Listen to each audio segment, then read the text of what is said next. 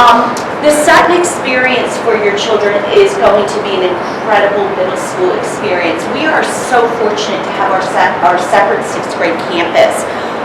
Though the trade-off is buses and transportation, and you've probably heard those stories, I'll answer individual questions about that later. But to give you an overview of what your child will experience academically, at Sutton, we have grown. If you look at state ratings, 4 years ago we were about in the 63rd percentile statewide. We're now up in the 85th percentile. So it lets you know that the curriculum, the rigor, the academic experience your students are going to have at Sutton is top notch at this point. Students are scheduled in what we call teams in middle school. I know it's a little different in elementary school. They may have 1 or 2 core content teachers, but they'll actually have 5 in middle school. So what they'll do is they'll share, about 125 students will share a team of 4 core content areas, which we call language and literature, which is our IB, ELA, math, social studies, which we call individuals and societies, and what did I miss out? Science, yes. So those 4 teachers all share in common about 125 students, and those students sort of mix and match between those 4 teachers all day long. They then go to a world language class, and they'll go to 2 connections classes. So every other day they'll go to a connections class for 90 minutes long. Each of our teams have teachers that are all gifted endorsed. It is required to work in our 6th grade building that you have a gifted endorsement. On top of that, many of our teachers also have ESOL or reading endorsements. All of our teachers have to be IB trained within a year of teaching. We give them IB MYP training as they start, but they also have to go to an official IB training. And so even though IB doesn't require the amount of staff trained that we have, we want to assure that our teachers are delivering their instruction through the IB standards of practice. Teams are done randomly, and they're done purposely to diversify our school.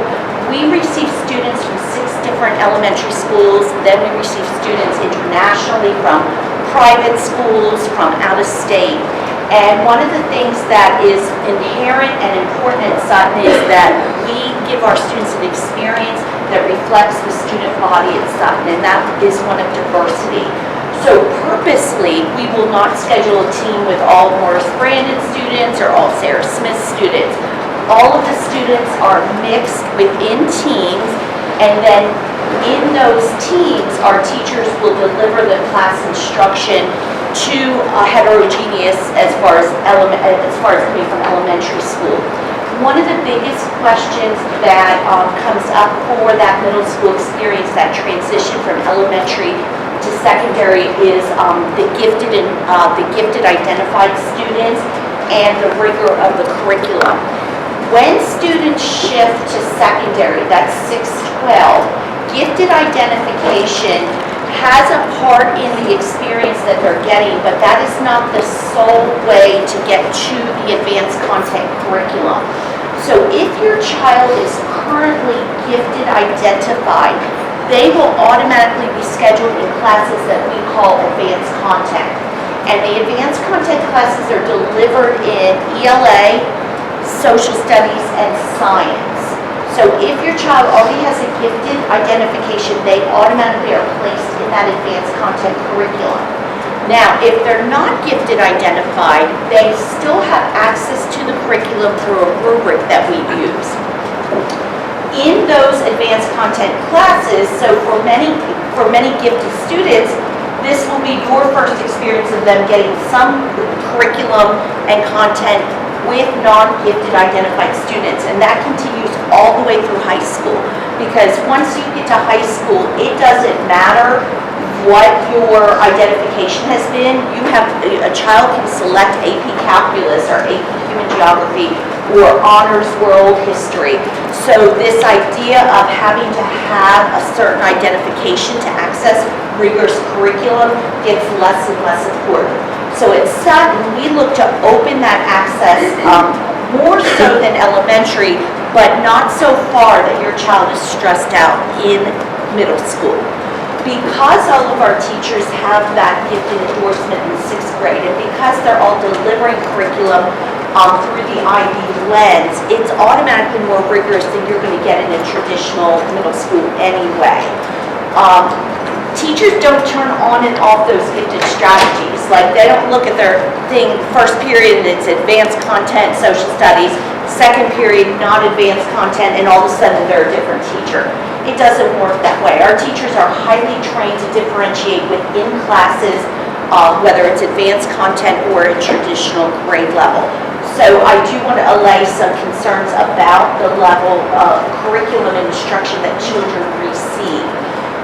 One of the things to keep in mind, if you have not already gotten your registration forms, they should be coming out soon, is you'll have 3 chances to look at the level of class that your child is scheduled for, and parent request is one of the things that we use on our rubric for for advanced content.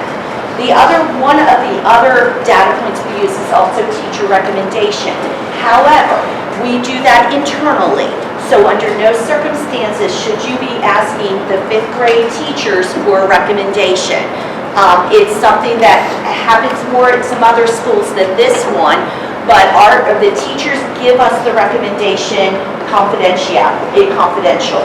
You can imagine the pressure that could be on some teachers if that was something that, was shared out loud. But even as you register, if you put advanced content and we look at all the data, the final thing that we want to look at is the milestone scores. So for the most part, 90% of students are scheduled right in line with what the parent thinks they should be and what we think they should be. If there is a discrepancy, we will call you. And we will have a conversation over the summer. We work all summer at Sutton. We're staffed all summer. Yes, we do get vacation. Do we get a vacation this year? About a week. About a week, yeah. We'll get about a week. But generally, we're working on that, and again, there's not that many situations where there's a difference between what the parent's looking for and what we believe is best. Always keep in mind this. Secondary education becomes incredibly content-driven. We do not want to stress a child out in 6th grade because they will then have 6 more years of school to go. And the one thing that we always look for in 6th grade is that your child has a joyful but engaging, rigorous experience. And it's sometimes we see that parents don't necessarily understand that joy, assimilation with middle school, enjoying getting off that bus and going to school every day is so much more important in 6th grade. There is not a class, and please don't tell my 6th grade teachers this, and please don't tell anyone this, but your child not being or being in a class in 6th grade is not going to determine their future. I promise you that. I absolutely promise you that. If you have to go one way or the other, really dig deep and look at what's going to be the best balanced experience for your child. Because on top of all of the academic assimilation they'll have with having 7 different teachers, with going to, I know they're preparing well with technology here at Brandon. We do a huge shift over to a technology-based kind of structure. Do you use Google Classroom here? We do. Okay. So Google Classroom becomes hugely important in middle school when you have so many teachers that are in your child's life. And then on top of that, we've got just a litany of outside of academic experiences available for your children. And that is because, and thankfully our PTA is incredibly supportive. They provide a ton of funding for our teachers and for our school to offer programs. It's never too early to donate. If you need to know, your guys are done with 5th grade. Stop giving to Brandon.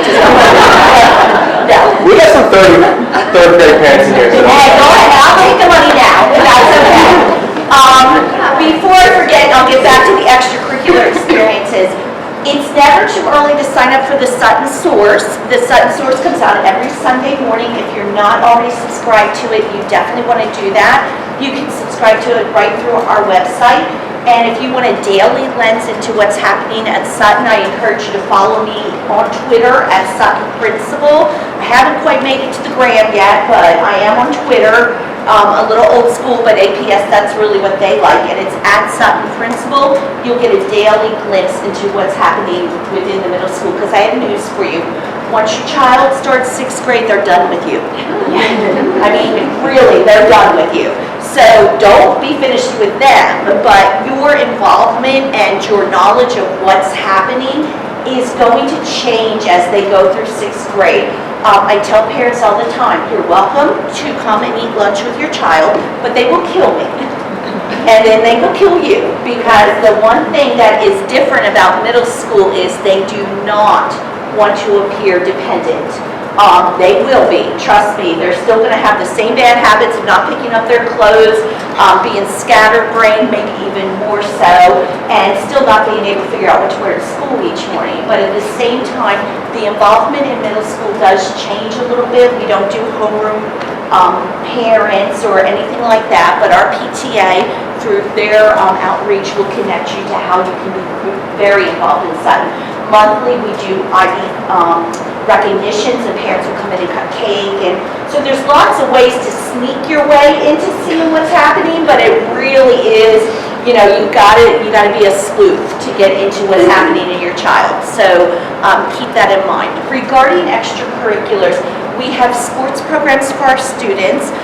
In 6th grade, they participate in intramurals only.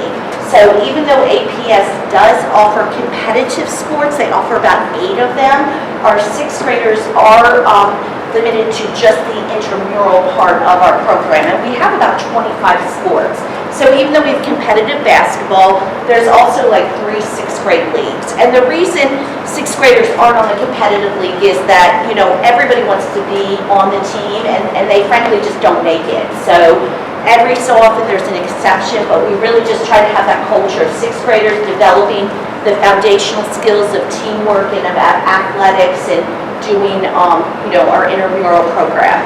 So there's anything from, 5K club to Frisbee to, I think we even have water polo, we've got fencing, we've got karate, we've got everything you can think of. And those clubs, those sports usually run before school or after school. So there's a small fee associated with them, but it's like $35, and we waive that for any family that needs that to be the case. We also have extracurricular clubs and activities, and again, because we're dealing with a overall student body of 1,650, creeping towards 1,700. Yes, don't worry, your children won't know that. They don't feel that. We're able to offer any club or activity that literally meets the needs of any student. And we also have an application process where they can put in for a particular club. Some of our clubs are started just because a student is interested in doing that. So we have, a process that works for that. We also have some clubs that started because some of our former students from North Atlanta wanted to start clubs as part of their community service. So like robotics, we have North Atlanta students come down. Now there's a teacher there as well. We're not leaving kids with 60-year-olds, but some clubs run at the 6th grade campus and some run at the 7th and 8th, and that's easy. It will feel complicated to you, but we have buses that run back and forth between each campus. So overall, in 6th grade, the students will spend the beginning of the year just really getting that middle school experience. We will have Cougar Premier this year. That is a summer experience of 4 days that will allow your child, if you want, it's sort of a summer bridge experience. Unlike previous years, we only have 1 session of it this year. So if you want to mark your calendar, it's July, I want to say the last Monday through Thursday of July. I think it's the 27th to the 30th. And so we used to offer 2 sessions, but this year we are just offering the 1 session, and we'll get some information out soon. Did the 6th grade come to visit the 5th graders yet? So they did, yes. Okay. Your counselor came, a couple students came, and they spoke to our 5th grade students. Yep. So if you had 5th graders here, they have gotten some of that information. So again, in the big picture, as part of APS, we are in the North Atlanta cluster, so we do the IB curriculum, kindergarten through high school. It will look a little bit different in high school, but in the middle school experience, every student, just like elementary, is part of that IB curriculum. Sixth grade also is the highlight if you're interested in a trip to Williamsburg, Virginia. And essentially it's the cheapest weekend babysitting you'll ever get. I highly encourage you. Send your child, don't send extras, but send your child and have a fun weekend. In 7th grade we do a trip to DC, and then in 8th grade we do a trip to New York City. So at this point, I think I've given the overview. I can take some questions because I know there's always a boatload of them. Yes? They do an after-school activity and it ends at barely 4:30 or 5. You don't pick them up till 5:30 or 6. Is there aftercare, or can they just be at the campus for a half hour? Like, how are the rules there on that? Yeah, so our after-school clubs start right after school. So unfortunately, we do not have before-school care or after-school care. We have tried, and we just don't have enough participation, so we can't find a vendor who's willing to do it. There's just not enough students. So if they're doing an after-school club, they would go, we do, a staggered dismissal, they would go to the room, or if they're going to the other campus, they'd get on the bus and drive it to the other campus, and right then and there, they go right into the club. And so, and they usually, clubs depending, go till about 5:30. We don't get out of school till 4:10 in middle school, and we do not accept students till 8:45. Though school doesn't start till 9:10. So it's a little bit different of a day. But what if before they pick him up, can they just hang out for 15 minutes, or is it like absolutely have to be there on time? by 4:30. By 4:30. If you're a car rider, And then for an after-school activity, like the after-school activity ends at 5:30 and we're not there until 5:45. Like, yeah, we give about a 10-minute grace period. Okay. We give a 10-minute grace period, and parents, I'll tell you why, because my teachers have to show up at 8:30 in the morning. And, if they're doing an after-school activity, they may get a stipend, but that stipend's probably $1 an hour, so I'm really protective of the teachers and making sure, if you're late, most teachers will give you their cell number, so we always have to hit the traffic or something like that, but definitely, once your child gets in a club or a sport, you'll have direct contact. Any athletics we do, I forget the name of the app they use, Team Snap, thank you, that's the one, yeah, Team Snap will get you everything you need to know for that. Yes? Could you talk a little bit about how math works? I know there's a really small group of kids that may be on track for algebra 8th grade. For the kids that aren't in that group, what does math look like 6th, 7th, and 8th? And is there any leveling of students in the population outside of the really small group that goes on through algebra 8?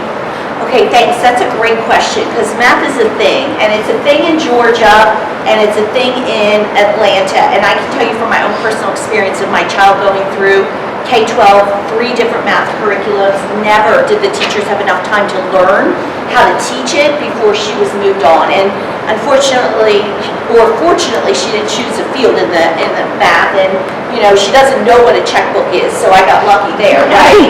But coming into 6th grade math, we have 2 pathways in middle school. We have what's called the accelerated pathway, which is where students will do all of 6th and half of 7th and 6th grade, the rest of 7th and all of 8th and 7th grade, and then Algebra 1 in 8th grade. The other pathway is what we call traditional math sequence 6th, 7th, and 8th. Please keep in mind that the accelerated pathway is not honors, it's not advanced content, it is just fast. And so because of the acceleration of it, the criteria to get in is strict. And for the most part, if your child has not scored a distinguished in the 5th grade math milestone, access to that accelerated track is not readily available. It's also not recommended. Again, I will say this, it's 6th grade. If there's one subject you do not want to feel the pressure or put your child over their head in any manner whatsoever, and if anything, if you want to err on the side of giving them that sense of success, it is math. Because pretty much virtually every child's going to get to calculus by the time they get to high school. And if they hate math or feel overwhelmed by math in 6th grade, you are just going to have some troubles as they go on and it gets so content heavy. So if they're in the traditional pathway, they'll go 6th, 7th, and 8th grade. However, APS has introduced a new program called Level Up. And so if your child is in traditional sixth grade math and is showing high potential, high capacity, and the milestone score is high, they will be invited to participate, if you want, in a summer program called Level Up.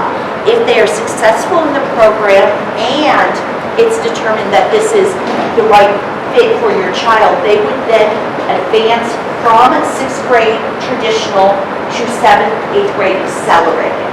Same thing happens after seventh grade. Let's say your child is in sixth grade traditional math, seventh grade traditional math, their milestones are distinguished, they're showing high achievement, they can be invited to a summer Level Up program, and they would essentially learn the standards of eighth grade math during the summer and go right into Algebra 1 in eighth grade. Only about 25% of our students participate in the accelerated track. So even our highest performing gifted students don't necessarily go into the math accelerated tracking on that. There is in high school, again, a whole level of choices that they can double up and catch up, but there's really, to me, catch up is a misnomer because there is no race, you know. So looking at your child's math sequence, no matter how they start and finish in middle school, they'll still get to calculus in high school because of North Atlanta's schedule. Within those programs, we do not track or in any way, you're either an accelerated or you are in traditional. And so within the traditional math classes, we, our teachers are highly trained and expected to differentiate within those. So Generally, how many kids are in each of those classes for math? 24, 25. We were able to, through my Go team and through budgeting, they made small class sizes one of their priorities. So assuming that that's still a priority, we budget so much money towards staff members. And so that's why we depend on PTA. So if you want those third grade parents, small math classes, go ahead. Like I said, we need money now. No, but we do have a priority with Go Team of budgeting for staff above all else. So that's why our class sizes are able to remain really, in a good, healthy number. Yes, ma'am. It's a 3-in-1 question. So, with the math, what curriculum are you using, and what does the classroom look like for a 7th, 8th accelerated, just like content-wise? And at the end of the year, what milestone are they taking if they're doing both? Great questions. Oh my gosh. Okay, so let me unpack that. What was the first question now? The curriculum. The curriculum. Okay, we do not use Eureka Math. We use the Georgia Standards of Excellence, and there is a math text.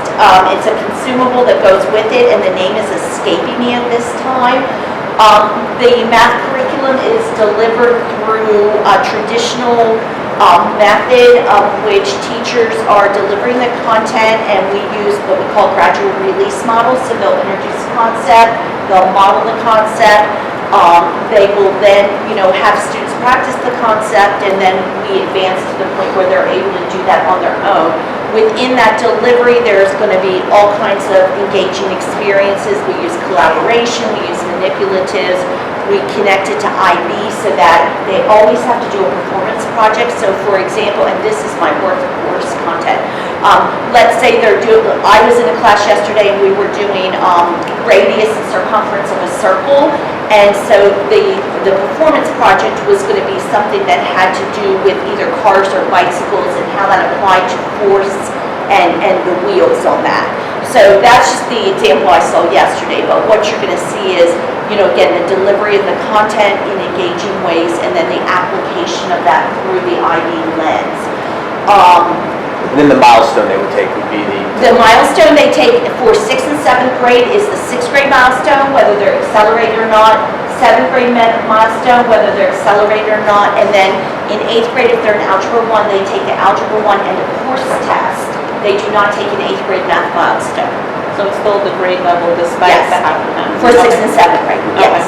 And then there was a third question. I know I'm trying to remember it myself. I think you got it all. It was the Okay. curriculum, what it looked, delivery looked like. The classroom looks like, yeah. Yeah, so your classroom is going to look like, again, we have standards of service we expect for all of our teachers. We have a common instructional framework where they plan lessons.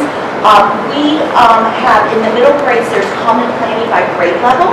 So literally 4 out of the 5 days a week, our teachers are together, And so what we look for at Sutton and what we've been really successful at being able to achieve is what I call congruency in instructional delivery.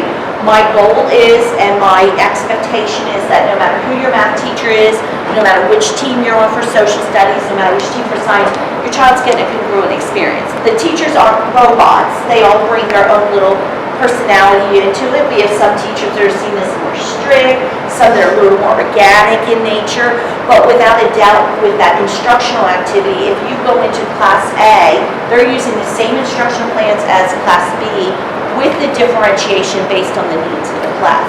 But we have really eliminated, because I know, and I still have to fight this perception of Sutton, and I will admit it did exist when I first walked in here.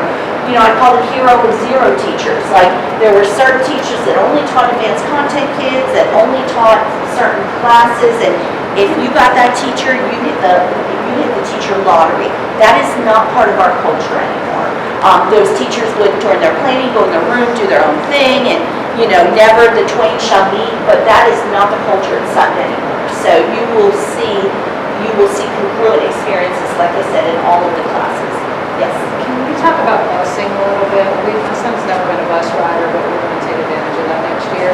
Is there a day, like here, they have a registration day, where you find out what bus you'd be on, where your stop would be, and if you have the option of dropping off at people's, the logistics of it? Yeah. How will we find out?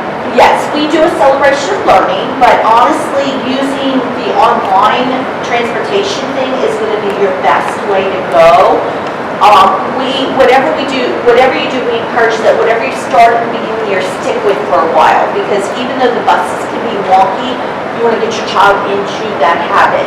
But we do this celebration of learning where there'll be somebody from transportation there. We do not allow students to ride buses. They are assigned to the bus of their residence. So any deviation from that, it has to go through transportation, and they generally say no. So the idea of dropping off at one campus and going to another, riding another bus to another campus is generally not permitted. Oh, there's not, I thought there was a shuttle. There is a shuttle, but it depends on the way you're using it. Like, for example, my students that walk to Powers Ferry, they can walk to Powers Ferry, they'll walk to Powers Ferry in the morning, take the bus over to the other campus if they're in 7th and 8th grade. And then in the afternoon, they take a bus over to 6th grade and they can walk home. And the opposite can happen, but you will get all that information. I'm not gonna lie, I don't know, are buses an issue here too?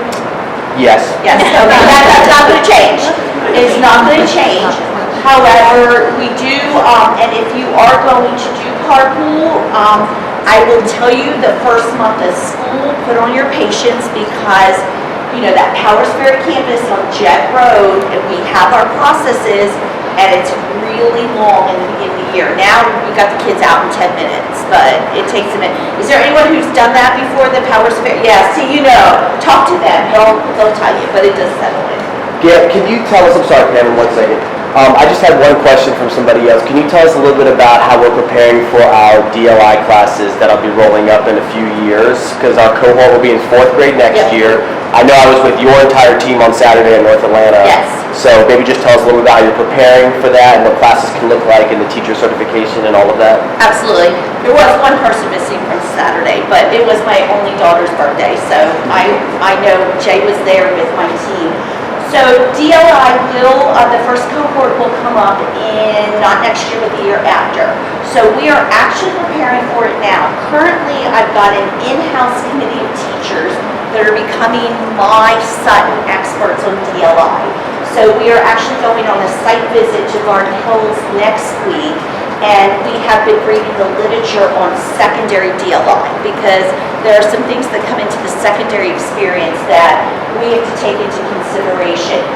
With staffing, students will have a content delivered in Spanish by a certified teacher who is certified in that content as well as in Spanish, and usually that's a native speaker.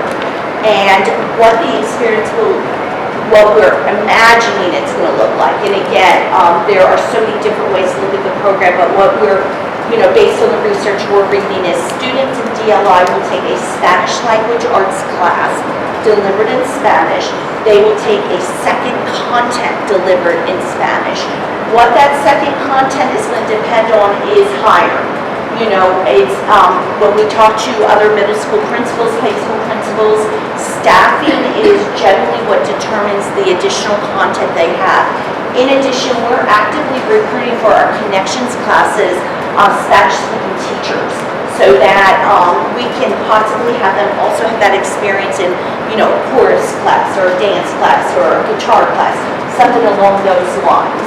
So right now where we are is building the capacity internally.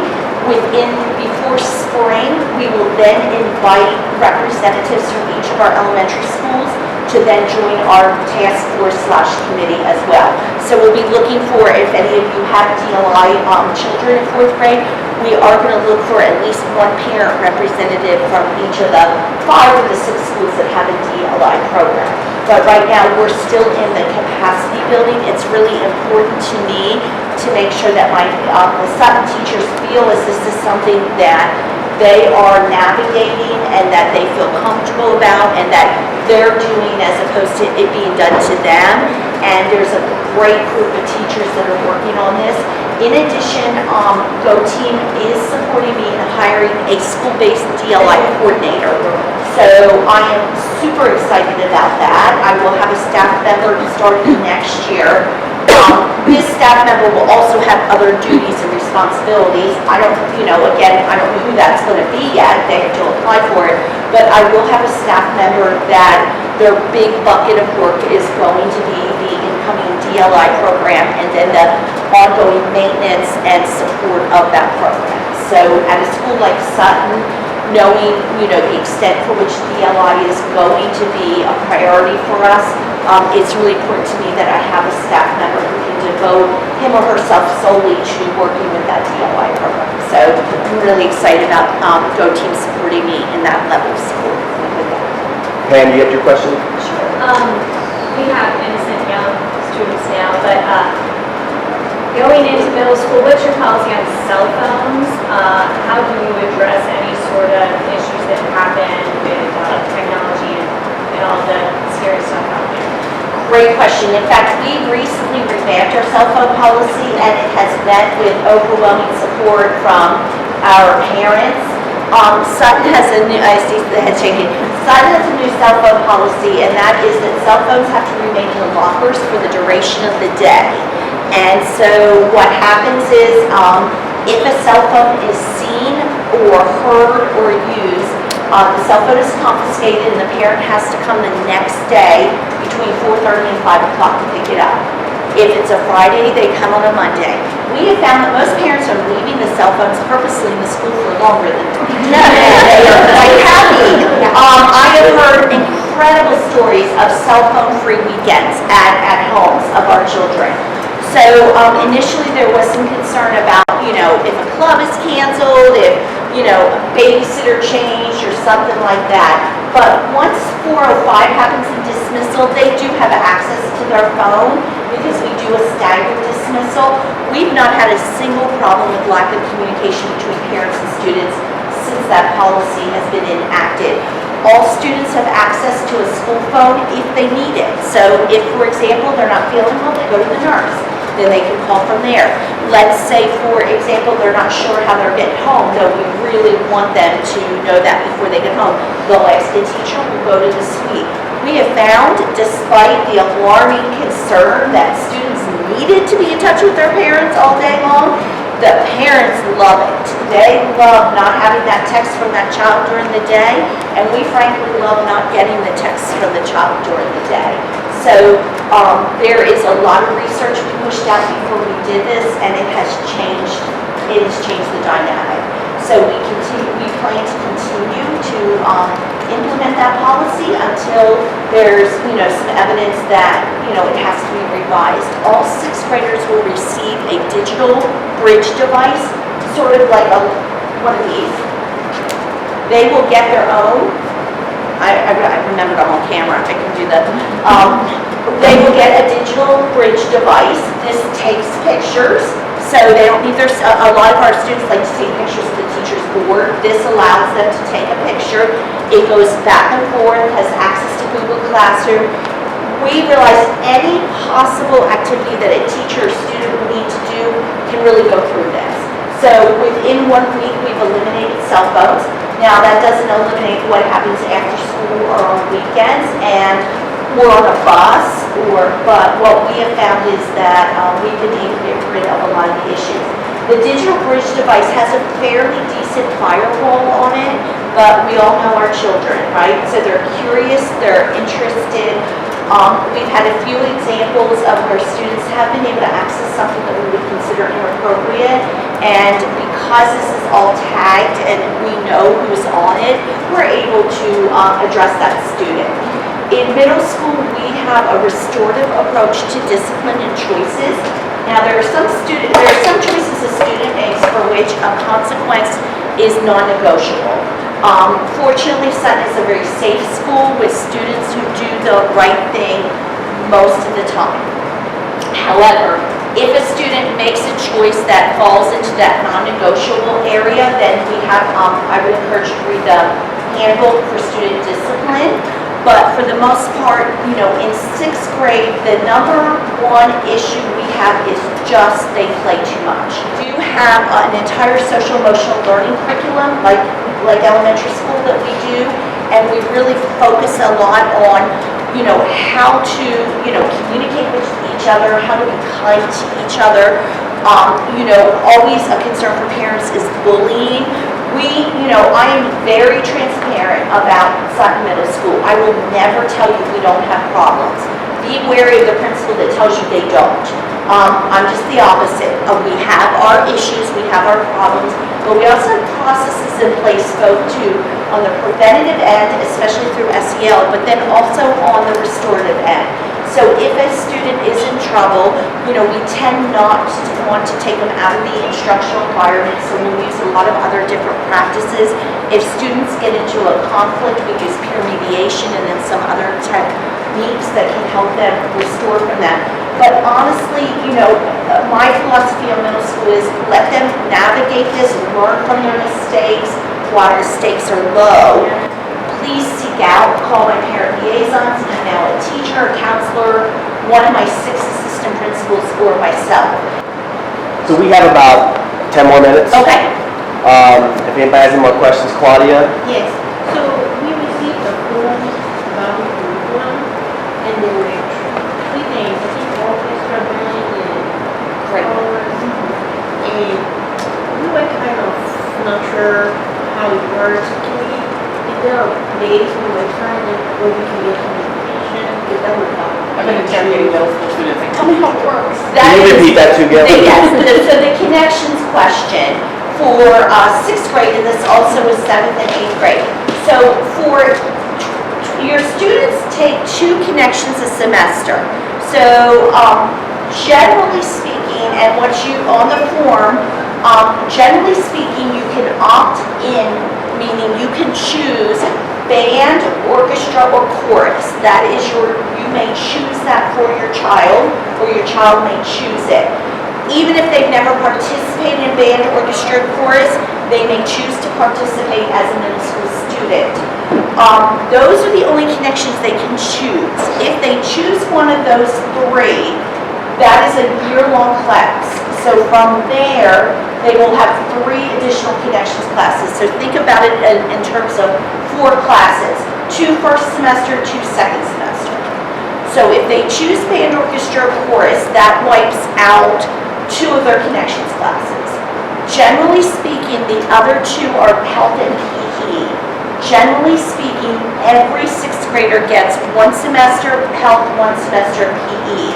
So that really then brings them down to 2 connections.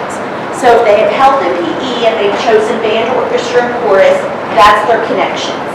Generally speaking, we have some students that can't take PE maybe because of a health issue.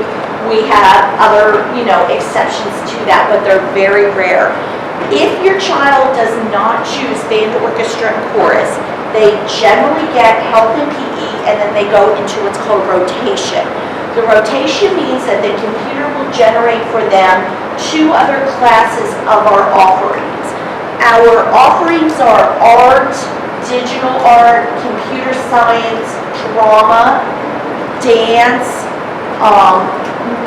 guitar, general music. I think I've got all of them. Is there some fine arts?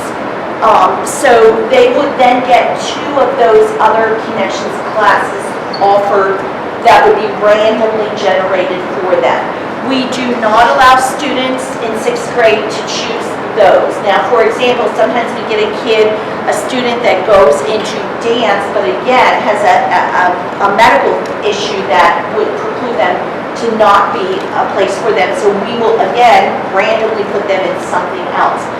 Please, the dance class, boys are not in tutus, they're not doing ballet, okay? They're doing exactly what they're watching it, they're doing contemporary, they're in art, anything that your child is afraid of, I promise you, that's not going to be their experience. The connections classes are wonderful opportunities that will open or reinforce that they don't like this. They'll either open doors to them. I have seen students that, the parents have begged me, get my child out of drama. They don't like to perform, and they're hosting our Sutton Showcase every year. So in 6th grade, there is some things that we want them to expose to, whether or not they're dreading it or not, because that's going to just be, it's going to develop the resilience and the tenacity and the adaptability that is so as important as the academics are. So does that help explain that? So how many connections per semester? 2, every other day. So a typical schedule would be your 5 academic classes, which is a world language on top of your 4 cores. And then, let's say A day, they go to physical education, PE, and then B day, they go to orchestra. And the AB day is every other day, and we post it on the door so they never have to remember. So that's how we run that. So if the kid chooses to do PE, so you can only take PE for 6 months in a year? Yeah, you only have PE half a year. And which leads me to the other segue, we do not have recess. So, but we do have school-wide events we do to encourage, fresh air and outdoor activities. Students get to eat outside once a week, weather permitting. Our teams go on rotations. So there is, and then we also, within the health class, they do some outside activities.